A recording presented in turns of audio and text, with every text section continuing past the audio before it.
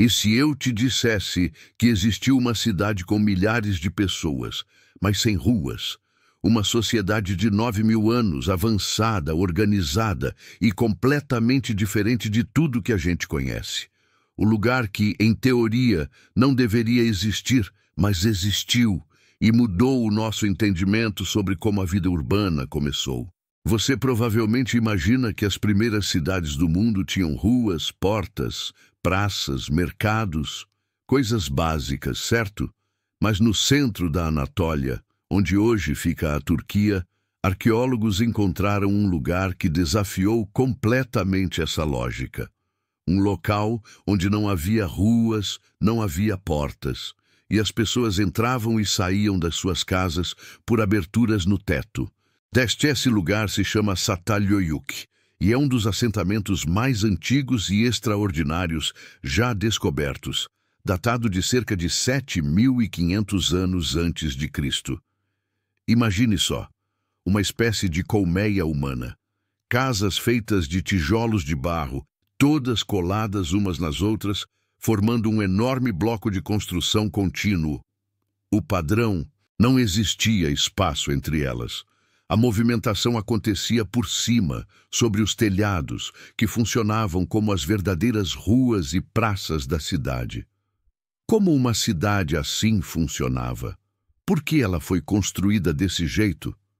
E talvez o mais impressionante, como milhares de pessoas conseguiram viver dessa forma por quase 2.000 anos. Para responder a essas perguntas, a gente precisa mergulhar nos detalhes fascinantes dessa civilização perdida.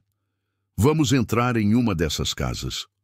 Por dentro, as residências eram surpreendentemente organizadas e muito parecidas entre si. As paredes eram de barro, mas os interiores eram limpos, rebocados com gesso branco e cuidadosamente mantidos. O que mais chama a atenção dos pesquisadores é o que não existe em Çatalhöyük. Não há palácios grandiosos, não há templos gigantescos, não há muralhas defensivas imponentes. Nada que indique claramente a existência de uma elite dominante, de um rei ou de uma classe de sacerdotes que mandava em todo o mundo. Isso levou muitos arqueólogos a se questionarem. Será que Çatalhöyük era uma sociedade quase igualitária? Uma comunidade onde as decisões eram tomadas de forma coletiva e a riqueza era distribuída de maneira mais justa? Essa ausência de hierarquia visível é um dos maiores mistérios e um dos aspectos mais revolucionários do local. E dentro dessas casas, a vida era cheia de rituais e arte. As paredes eram cobertas por murais impressionantes, pintados com cores vibrantes. Figuras humanas dançando, cenas de caça, touros com chifres enormes, abutres e vários símbolos geométricos. Era como uma linguagem visual complexa que misturava o cotidiano com a espiritualidade. E o mais intrigante de tudo, os mortos eram enterrados ali mesmo, dentro das próprias casas, sob as plataformas onde as famílias dormiam e realizavam suas atividades diárias. A morte, literalmente, convivia com a vida. Os ancestrais não eram enviados para um lugar distante. Eles permaneciam como parte integrante do lar, debaixo dos pés dos seus descendentes. Essa prática mostra uma conexão profunda e contínua entre os vivos e os mortos, algo muito diferente da nossa forma de lidar com a perda hoje. Agora, tente visualizar o dia a dia. Crianças correndo e brincando sobre os telhados, pulando de um teto para o outro. Adultos se movendo como se estivessem em um sistema de pontes suspensas, carregando cestos de grãos, ferramentas ou água. O cheiro de fogueiras e de comida sendo preparada saindo das aberturas circulares no topo de cada casa. A troca constante de conversas e favores entre famílias que viviam parede com parede, numa intimidade forçada pela própria arquitetura. E apesar dessa densidade populacional altíssima, um detalhe surpreende os pesquisadores.